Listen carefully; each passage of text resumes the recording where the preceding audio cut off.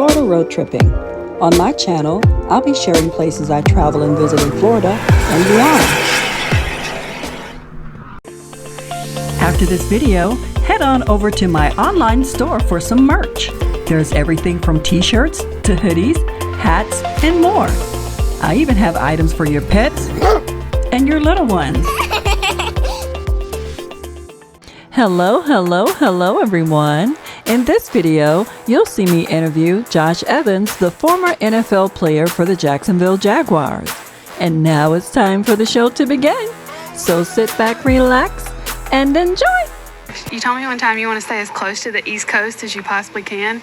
I don't think you can go any farther east without getting in the oceans. I mean, how happy were you to finally land in Jacksonville? Just a blessing to be in the same state. You know, I'm used to it. I'm familiar with Jacksonville. We always play here in Jacksonville at the Georgia game. How much did you talk to Jacksonville during the draft process? I mean, I really didn't know. I mean, I had a couple phone calls. People said a lot of different things, websites. So I really didn't know where exactly I would land. But, you know, from there, once they did call me, I knew I was a Jaguar. Today, we're joined by Josh Evans, a former NFL safety who made his mark with the Jacksonville Jaguars and Washington Redskins, and later continued his career with the Orlando Apollos in the Alliance of the American Football. Josh was a standout in both football and track and field, earning state recognition before heading to the University of Florida, where he played for the Gators under coaches Urban Meyer and Will Muschamp. Known for his energy, discipline, and leadership on and off the field, Josh built a reputation as a hard-hitting, intelligent player with a deep love for the game. Now retired from professional football, Josh continues to inspire others with his story and perseverance, work ethic, and community impact. Welcome, Josh. Hey, how you doing? I'm doing well. How about yourself? Pretty good. Can't complain. It's a nice day out. Yes, it is. Okay, you grew up in Irvington, New Jersey. What was football like for you growing up there? Oh man, football was more so an outlet. Not too many kids where we from, you know, get the opportunity to experience what I've been blessed to achieve and experience too. And just having that space to meet some great coaches and friends to come together and basically utilize the sport in a way to just get outside the house and have fun with your friends. I agree. You played both offense and defense in high school. When did you realize defense was your calling? Probably since day one. I've always been a hitter, always been aggressive, always liked tackling people. And it just kind of been in our bloodline. I come from a family of football players, and majority of us played on the defensive side of the ball. Okay.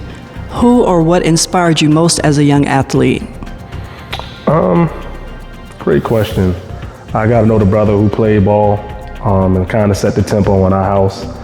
But like I said, we got a family of football players, so just having that is just pretty competitive. Everybody strive to be the best. Even my nephew, you know, who's a year older than me, who played with me as well. So I would say it was definitely in-house with our family. Nice.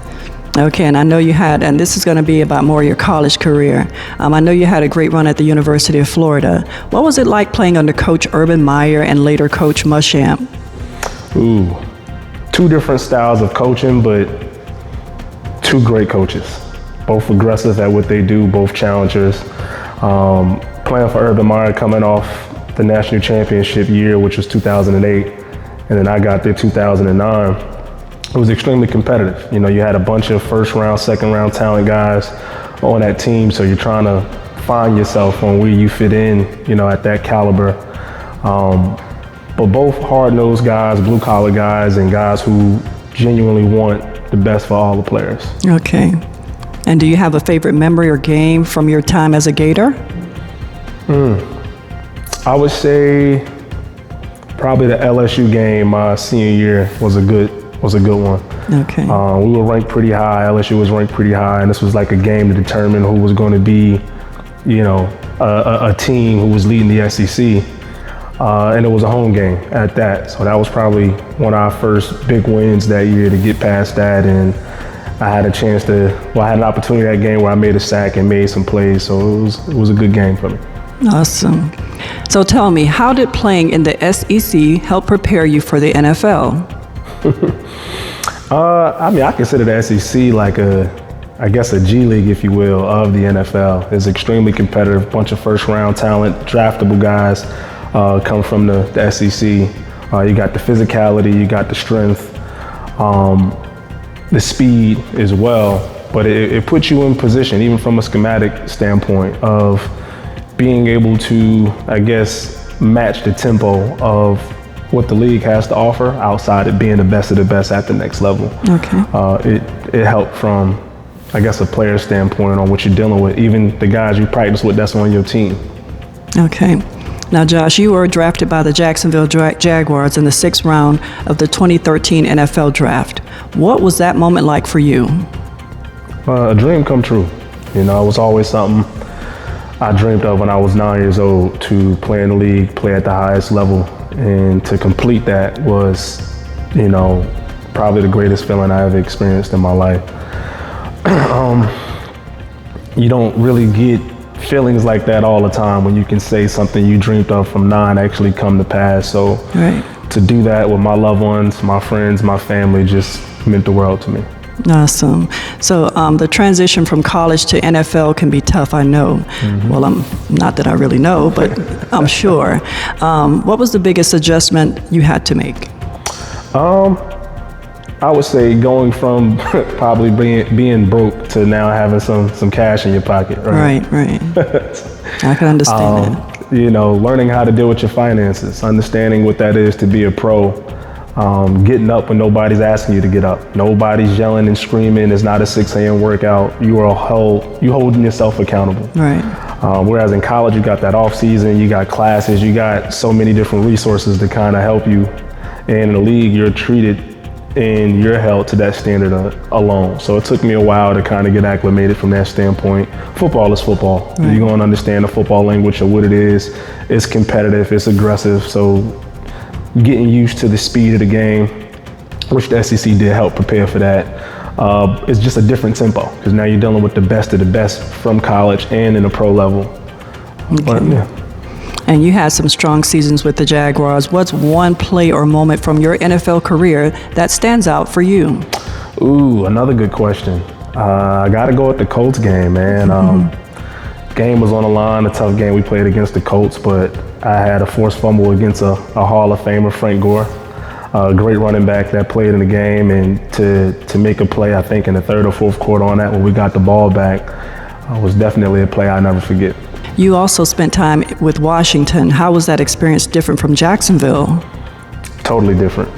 The culture, the atmosphere, coming from Jax to going up north in DC, you can tell a difference.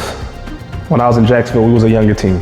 We was probably one of the youngest teams in the league, whereas in that Washington team was a little bit more mature than us and had probably more vets on the squad. So you got to see how they practice versus how we practice, and just how they moved from start to finish was totally different.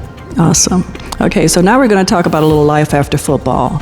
After stepping away from the NFL, what has life been like for you? I would say the first few months was by far the hardest. And the reason being is you're trying to find your identity. You're trying to figure out who you are outside of a helmet and shoulder pads. I went through the phase of, being depressed, being stressed, and, what do I do now? What do I do next? So that was the biggest challenge, where you got to slow things down. Nobody's cheering for you. You're not in the arena no more. You're not hiding behind a helmet, shoulder pads, or face mask. You're faced with the reality of real life. And, this comes to an end where you got to find something else that you're interested in or find something else that you're passionate about. But after going through that, it gave me the best, I guess, opportunity to find myself, right, to find what I'm into, to find a new desire of life. And thank God, I got through it through family, friends, and therapy, but this is hard. And a lot of guys, some guys don't come out of it, Some guys go through that phase, and as you know, who battle mental health issues and never get to see the other side of how much more life got to offer outside the game of football. All right. Okay, and are you still involved in football or mentoring any young athletes? Not involved from a coaching standpoint. I do have a nephew who's playing at the University of Nebraska. and another young nephew who's playing at Don Bosco in New Jersey, and a younger nephew who's playing Pop Warner football. So, I'm heavily talking to those guys throughout the week and encouraging them. A few guys I do mentor who play ball, who I'm in contact with from my hometown or played at my alma mater. So it varies. Okay. What lessons from football have stuck with you the most in your post-playing life? It's okay to put yourself first, right? I know sometimes when you play in this game and you do get the opportunity to make it and reach a higher financial level, you tend to feel like you have to help others. You tend to feel like you got to help family, friends, and you give with nothing in return, just being a genuine person. And at some point, it will hit you where you got to understand, I got to get up at 6 o'clock. I got to run. I got to do this. I got to tackle people. I got to put myself on the line for what I'm doing and what I'm achieving. And it's okay to put yourself first. It's okay to be selfish at times. It's okay to, have your own mental break where, you do your self-cleansing on things you need and don't lose sight of who you are for you and not who you are for others. I agree. And looking back, what would you tell your younger self as you were starting your football journey? You got some really good questions. I like this. I would tell my younger self to understand what the business is. What's the business side of it? I don't think I would have handled things out of emotion had I understood more of the business side of how the game is ran. And it's hard to tell a 20, 21-year-old what business is that never been in business, right? Most athletes that play this game from a kid, you played it out of love, you played it out of passion, you played it out of whether your parents put you into the game of it, and you do it from a skill and talent standpoint, but you never really understand the business side of it. And when you factor in the business side, you understand marketing, you understand planning, you understand putting yourself out there for other opportunities, and at some point, like any other business, this might come to an end at some point. So had I understood more about the business side of it, there would have been things I could have probably done a little bit better outside the game of football, or not taken the wrong way or taken out of context. And just be patient. Things that come, Okay, so tell everybody that's watching, what's next for Josh Evans? Any projects or goals you're working on that you'd like to share?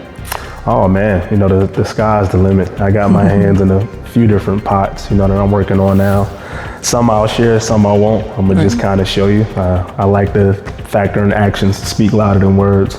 But currently, season 2 of my podcast, the Keep It a Buck podcast, we got some good things brewing and coming with that. Excited for season 2 and the new sponsorships we got. I always dabbled in real estate, so that's always been something me and my good friends talked about while playing the game of football, and I guess post game of football. What else? Just learning more about becoming a better dad, a better person, a better uncle, a better, I guess, role model. I'm real big on sharpening my own tool and watering my plant. I'm competitive and always looking for new ways to get better at anything. So I'm excited for what's to come 2026 and actually the end of 2025. Yeah, we're excited for you. So go ahead and tell everybody where they could find you. You can find me currently on my social media page at the Keep It a Buck pod with Josh and Jarvis. Season 2 coming soon. You can also find that on YouTube, TikTok. A lot of information to be dropping with that soon. I'm not personally on social media. Everything I do on social media will be business related. And tune in. It'll be some good content and good talks that we'll have on the podcast that talks about transitions and what we deal with from a day-to-day standpoint. Well, Josh, I'd like to thank you so much. Thanks for coming out, and we look forward to all your new ventures in the future. Thank you for having me. All right, thank you. All right. Okay, everyone, that's the end of another video. I do hope that you did enjoy. I'd like to thank my new subscribers and my new supporters. I do appreciate each and every one of you, and also to the ones that continue to ride the ride with Florida Road Trippin'. Don't forget to like, share, and subscribe, and hype this video up. Until next time, bye! Thanks for watching. Don't forget to like, share, and subscribe.